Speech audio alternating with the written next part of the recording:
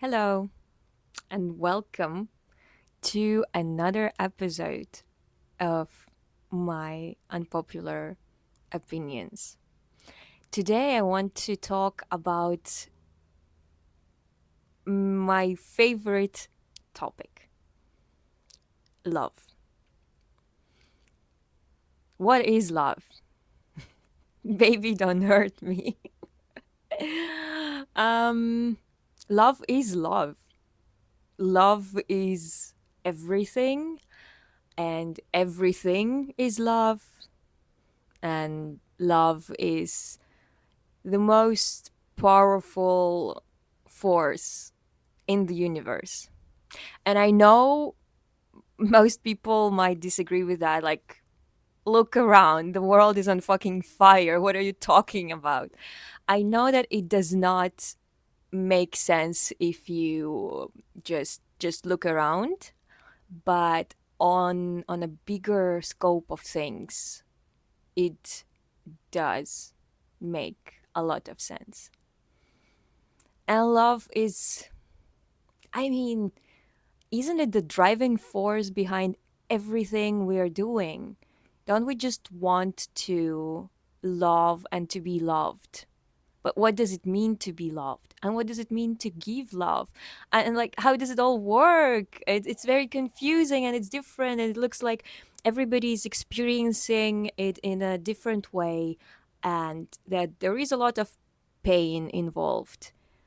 But I would say that love is a skill, and pain indeed can be a part of love, but like of a smaller version of it, because the grand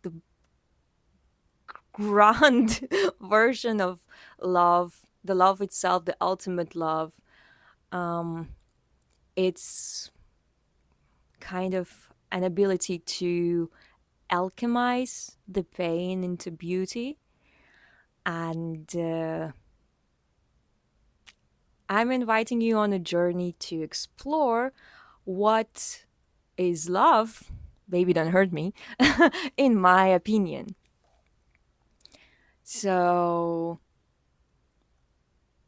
love is, as I said, probably the ultimate goal. We want to love where we are. We want to love ourselves. We want to love people around us. We want to love what we do. And we also want to feel the love. We want to receive the love. And that's where it gets tricky because I think it's very common for people to not really feel loved and to look for love outside of themselves and to let whatever it is they are receiving that might look like breadcrumbs of love or some painful love or some unhealthy attachment, they let this to define what love is for them, and they let this to define um, what they're worthy of, while love is inside of us. And quoting RuPaul, um, how the hell are you gonna love somebody if you don't? That's okay. What is the exact quote? If you don't love, yes, if you don't love yourself, how the hell are you gonna love somebody else? Can I get an amen? Because it's true. It's true. And a few years ago, I think like 6 years ago, maybe, I just got this kind of an insight, which um, to be honest, I did not live up to at the moment, but it just came to me and it felt like I really had to express it. And I expressed it by writing it and sharing it with the internet. And that piece is still probably my proudest writing. And I called it Polygamy in Love. At that point, I was not familiar with the word polyamory, which now I would say makes a bit more sense. to use that instead. And the kind of polyamory I mean here is that in every relationship with another person, you should love two people. Do you understand where I'm trying to hint? Is that person and yourself. So I even have a video. I even recorded an audio and I even posted it on my YouTube, so you can even like look it up. I posted it on my blog. I posted it on my Instagram, and I am still to this day probably most proud of this piece of writing. And I would say that it feels like it was not me who created it. It just came through me, and somehow it chose me as a vessel to just express it to the world and hopefully help other people to maybe like experience love in a new way. So what was it about? It was about um, learning to love yourself, and that it it teaches you what it is like to be receiving love, so that when you when somebody else, somebody who's another person who's not you, doesn't love you well, you can recognize it and walk away probably from there. Maybe, I mean, like, there are options, of course. And also what it is like to give love, because love, I believe, is a skill as well. Of course, love is a feeling. It's an emotion, a feeling, something that is just so big and strong and nice. But I think in the physical world, you can be loving somebody, but they might not know it unless you express it. And by giving love to yourself, by taking care of yourself, by meeting your own needs, you get a skill of what it is like to do it for another person. And of course, there are languages of love, and I believe that there are more than five. Um, it still doesn't mean that somebody that you love and their receiving language is the same as your giving language of love, right? Like, let's say gifts. Like, the other person loves gifts and you don't love giving gifts. It does not mean that you don't love them, and it doesn't mean that you are giving yourself gifts, but you know what I mean, right? But ultimately, I realized that even if we narrow down languages of love to just five, well, I speak all of them. um, I realized that all, like, you cannot exclude anything. Especially the more you dive into this topic of love, the more you try to experience it, the more you experience the other side of it as rejection, as not receiving love from somebody who you love, and maybe them just not having enough skill or knowledge about how to give love in general, or how to give love specifically to you. It's it's just all of that. Like, I think if you really deeply love somebody, you want to give them all of it. You want to give them the time, the gifts, the words of affirmations, the physical touch, and whatever the fifth one is. Um, and as well, you want to receive it. And I'm not a psychologist, but I'm really interested in this topic. But psychologists are saying that we develop certain love languages through our childhood, of course, through our relationship with our parents. But I still think that if somebody doesn't like one of these, let's say, five ways of expressing love, it's probably because it was affected by their first experience with love from parents, probably. But this is my experience. This is my opinion. Like, I want to give everything. I also want to receive everything. Which is also taking me to another point about love that I have, is that love is way bigger than just a romantic love. And love is way bigger than a relationship. I think that the most common problem is that people do love each other. People do have feelings for each other, but they don't know how to deal with relationships, how to build relationships, how to maintain relationships, and how to end relationships. It's indeed way more complicated, and it's indeed way more difficult than just the love. It's easy to love someone who you don't know, right? Like, or somebody, like the idea of somebody, which is also like kind of a common thing. But when you move in with someone, for example, most couples, they break up after moving in together, and it doesn't matter how long they have been together before, because then you get to see every version of this person, and lots of your standards are clashing, and your standards for clean stuff and household chores and everything, it can be different. And you know, it's so fucking sad when relationships, when the love is affected negatively by the relationship, while relationship in its turn is negatively affected by household. um and I would say that it is one of most common relationship killers, and it does make sense.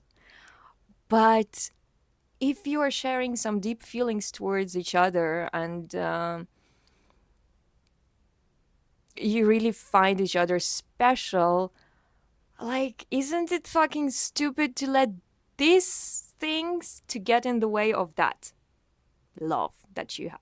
If it's, of course, if it's real, if it's honest, if it's the love, right?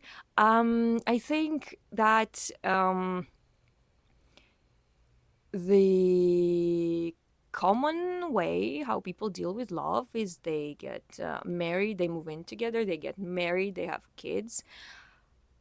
But it is also something that kind of makes these two people fucking hate each other eventually, and very often quite soon after it all happens. And they still feel like they love each other, or they're just used to each other, or they just have invested too much in each other and they're not walking out of that, or are not trying to find ways. But honestly, there are so many ways to deal with, let's use it as an example, household stuff. First, you can discuss it. You can really discuss these things, because if you can communicate well and you really share a deep connection, and there is something like this getting in the way, this is an easy fix, okay? This is a fucking easy fix, right? And one of the easy options here that I have come up with is to not share space and do not share household. I have met some couples that have been together for a really long time, and they, if they're not lying, they're an exclusive partners. They even, like, I know a couple that has children together, small kids, but the parents are not living together. Both parents have separate space. They have some arrangements on like who takes kids to school, and of course they do stay over at each other places as well. But like, everyone gets their own space, and it, I just like, it does help to solve this little problem over here, to protect this huge thing over here. This is the love, this is the household. Or, for example, what I realized also is that I don't want to share a bedroom with my potential partner. I just fucking don't. We might live together. Okay, like, let's say like we like either we match household like wise, household wise, or and it is quite okay. But still, sleeping with another person in one bed is fucking hard. It is difficult, and as someone who has suffered with insomnia and nightmares, like I haven't had a good sleep in like almost 5 years. And having somebody who steals the blanket and snores and wakes up to go to the toilet in the middle of the night, or wants to read while you want to sleep, or has to get up early, all of this is affecting relationships in a very fucking bad way. And um I think quite recently, like people started practicing more of it all over the world, and it was met with so much criticism. Like, oh my god, like like your relationship is over. Like this is so stupid. Really, like bad sleep is something that ruins the relationship way faster and way more effectively. If you do not get your sleep, however much of this sleep you want, you're gonna be irritated, you're gonna be annoyed, and who's gonna be the source of your bad sleep? Your partner. And you're just gonna hate your partner on a whole new fucking level. Is it worth it? No, I don't think so. I don't think so. It's not worth it. No. um, and when you're well rested, you have more love to give, you have more love to receive. It's just, it also creates this kind of like, like it doesn't mean not having sex with each other. It does not mean not ever sleeping in the same bed together. No, of course you can do like whatever you want, whatever works for you two or three or however people you have in this relationship. uh and it kind of keeps that excitement, like of when you just met, like, and you were um going through this honeymoon phase, and you're so excited, like whenever you're gonna see each other again, whenever you can like cuddle and fuck and whatever. And then when you move in together and you're together in the same bed all the time, most of the time, I know that maybe for some people it really fucking works to be sleeping in the same bed in the same room, and none of the two people, or however people there are involved, um like if it's not a problem, amazing, great, it's just like perfect. But I think for most people, like I don't know anyone who would say like, I love when my partner snores, I love it when they just like turn on the light when I'm sleeping at 6 a.m. And sleeping in different rooms, it's just like you still get to share a lot the space and a lot of time with your partner, because obviously if you're not living together, like you will spend less time compared to living together. And I know examples when there are people who are barely ever home. So it's all a very flexible thing. And it's so great to know that there are options, and as long as you have this amazing connection between you two, it is very easy to figure this shit out. Um, so not going away from the practical aspect of love, um, I would also go to like the love. What is it, right? Like if it's a trauma bond, which we can see in most of relationship, it's like people's traumas and for example, their attachment styles are just perfectly coming together, like anxious and avoidant. um I'm talking about the higher love, let's call it that, right? Not the trauma bond, not the bad patterns kind of connection, but the actual, I don't know, true connection between, let's use it as an example, two people. But love is love, and there is enough love for everyone. Um, so, what I think about the love, the ultimate love that I believe is possible between people, um, is that loving another person is a selfless act.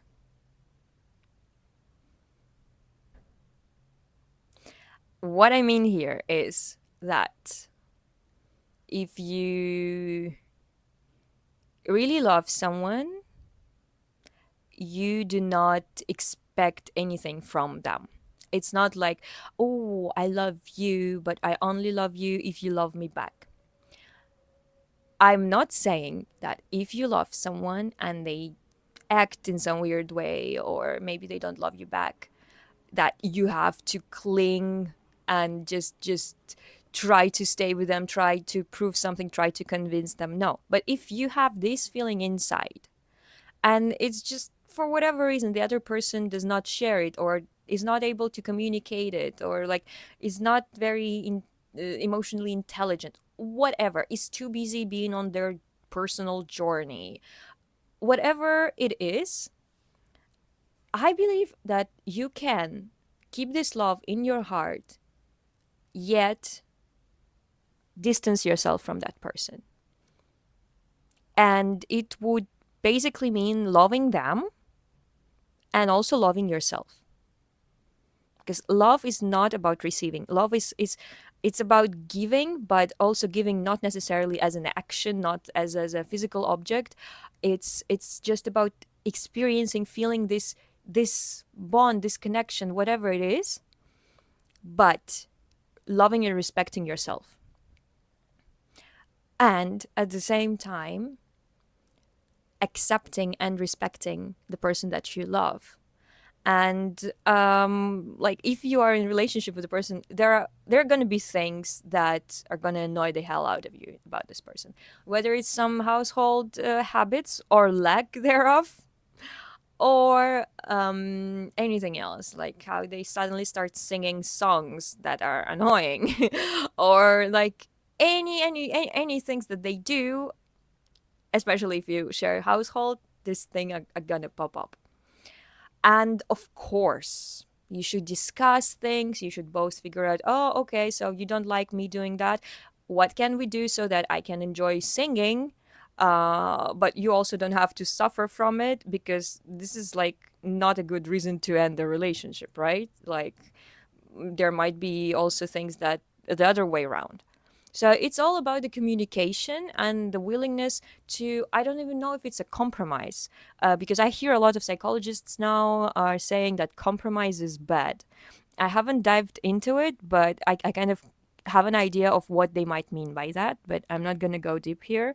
Um, but I would say that a good compromise probably would be, how can I keep doing what I like, uh, at the same time, so that it you do not, interact with this annoying habit that I have.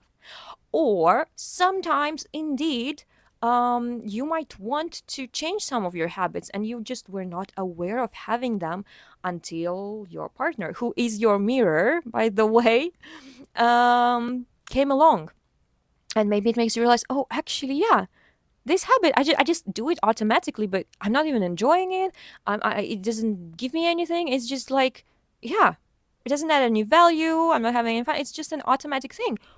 Actually, I could maybe get rid of it. Not for the sake of pleasing your partner, but because you also start looking at yourself from a different perspective. And your partner is your mirror and is your biggest feedback ever. You can think that your friends know you well, but unless your friends are also your roommates, they don't know you well. But also, the way we are in friendships is different from the way we are in romantic relationships and the way that we are in love. And you might disagree with me, but I'm standing firmly on this one, is that in romantic relationships, we show our shitty sides, whether we are aware of it or not. And I think it's great luck to be in relationship with a person who is quite emotionally intelligent and, let's say, is qualified to be given feedback. Because again, not every feedback is good for you, not every feedback defines you, and not every feedback is helpful. But there is a lot of feedback that your partners can give you that is incredibly helpful and allows you to see yourself from outside and to figure out whether you want to be that person or not. Again, not to please your partner, but for your own sake.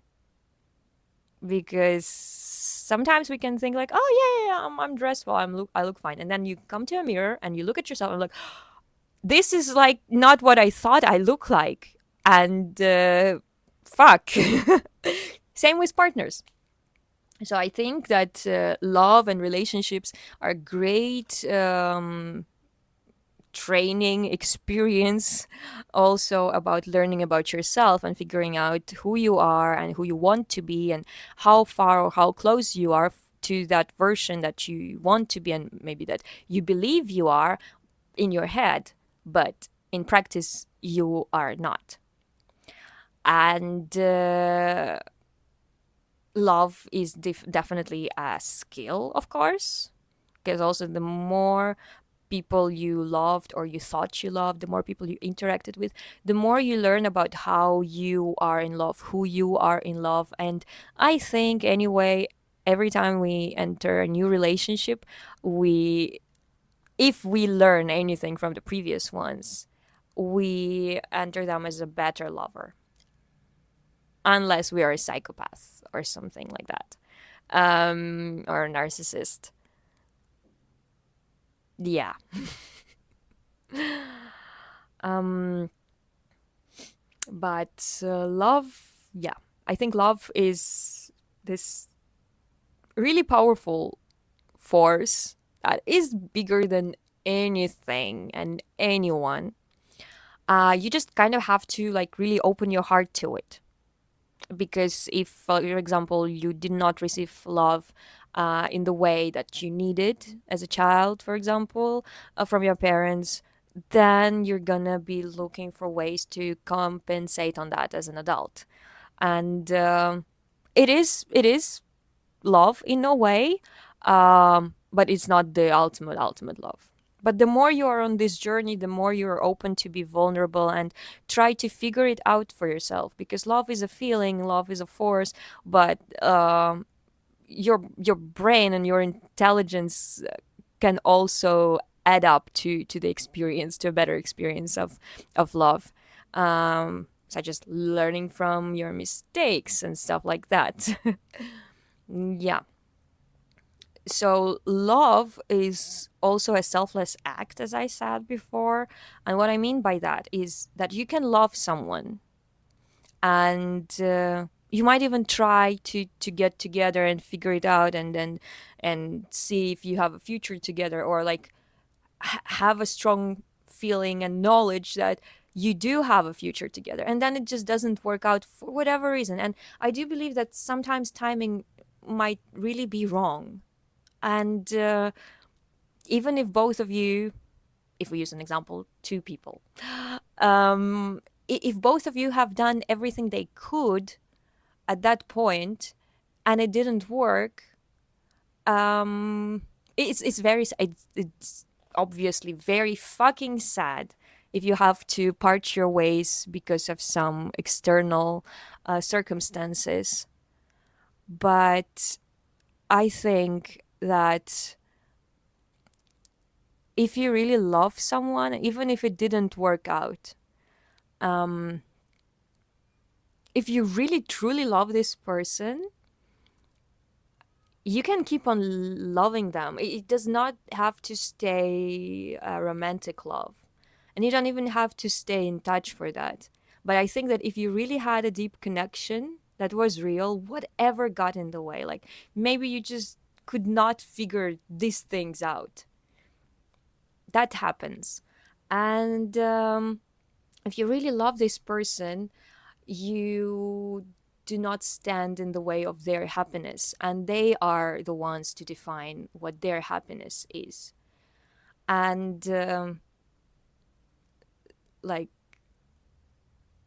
the selflessness here comes from the perspective of, um, I want this person to be happy, whatever happiness means for them, and they get to design to decide and to define what happiness means for them, even if part of their happiness is leaving me behind. If they think or they feel that rejecting me is what they want to do, what they have to do, what they need to do, whatever. It can be driven by their trauma, it can be driven by their clear feeling and understanding that this is not, whatever it is, they, I mean, it's nice to know why they would make such a decision, but they don't owe you to explain themselves, unfortunately. And this sucks. But I think this is the definition of the real love, that you respect the other person's right to not choose you. And they might be hurting inside as well. It's not always that you get rejected because the person hates you. They might have their own inner demons and things to figure out. And I think that it is very fucking sad, of course, but it's also very beautiful, because this is probably the thing that can define the real love. I love them, and I want them to choose themselves. And sometimes choosing you is going to equal to them choosing themselves. And that's amazing. This is perfect. But sometimes it might happen that for them to choose you means to not choose yourself, themselves. Um, and no matter how painful it might be to me, and of course it is painful, it's rejection. Rejection always fucking hurts. But also when you have this perspective of, I want to be choosing myself as well. And whenever somebody rejects me for the reason that choosing themselves meant not choosing me, and I'm a very judgmental person, I respect it so much, and I do not judge them for that anymore. um, because I also know that I have to choose myself first as well. And if it happens that choosing the other person will equal to me not choosing myself, I'm going to have to choose me and reject that person. And knowing that I have this right, it's my natural right. Like, there's no constitution or government in the world that can grant it to me. It's granted me by life itself, as well as to every other single human being in the world. And I think the acceptance of their right to choose and understanding that they can only choose themselves, even if you're not in the picture anymore, it is such a beautiful thing. And it's gonna hurt. It's gonna hurt in the moment. But over time, you will see that it was for the better. It was a part of their journey, it was part of your journey, and it might take longer than you might expect to see that it was for the better, but it always is. And I would say that this is probably what defines love for me. And I can still love that person, um, but I want them to love themselves as well. And I want me to love me first as well. And it is great when it happens that me loving me also means loving them, and for them the same way. But sometimes it does not. And I really hate it when people break up and end up hating each other and just becoming enemies. It just wastes I'm sorry, so much fucking energy, because you're gonna have to heal from this relationship anyway. It's gonna be time and energy consuming. But hating on the partner that you had, that you were in love with, right, and you had a relationship with, it's a very fucking sad thing in my opinion. Because what it means that there were some unrealistic expectations.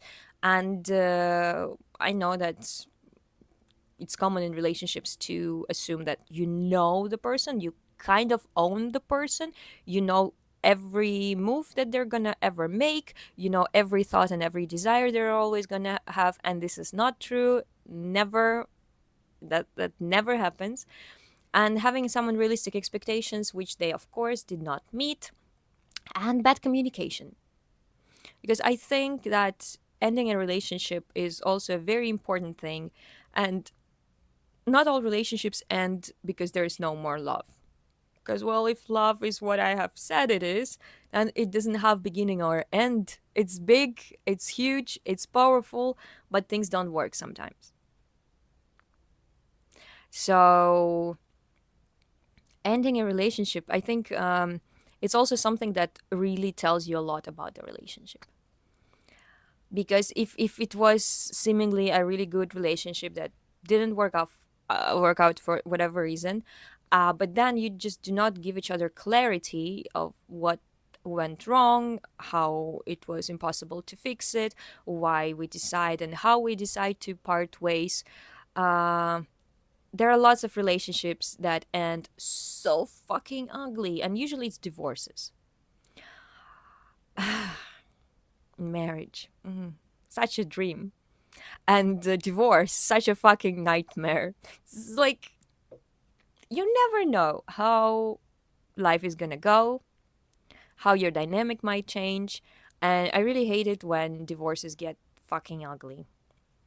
But unfortunately, sometimes you get to learn about the person you have been in a relationship with and about your relationship when it ends.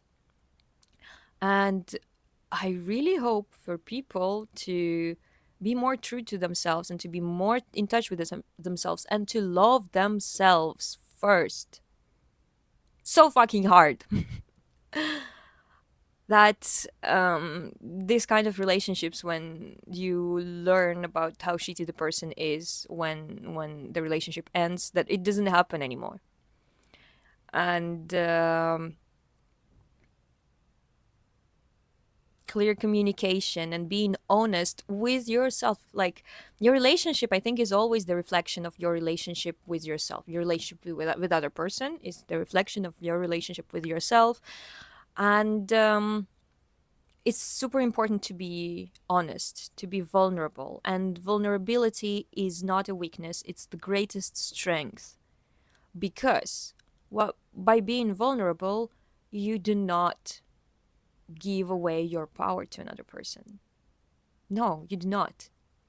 But by expressing yourself clearly and honestly and genuinely, you fuel this connection between you. And the other person, the way they take it, does not tell anything about you. It tells about them, and it can be triggering and whatever.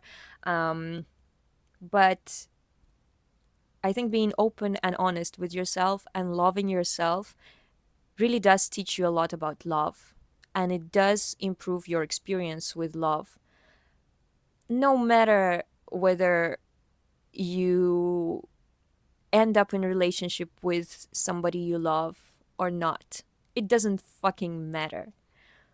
Because love is love, and it's the greatest force in the universe. And you don't need the other person to owe you things if you love them. Because if you really truly love them, this whole feeling is going to be so fulfilling.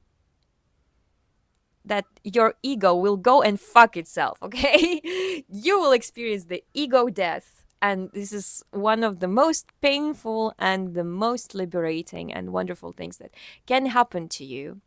And I wish and I hope that very soon, more and more people, I hope all people get to really experience what real love is and get to really love themselves and get to experience these beautiful connections with other people. And even for whatever reason, if it doesn't work out, that they could keep their heart open and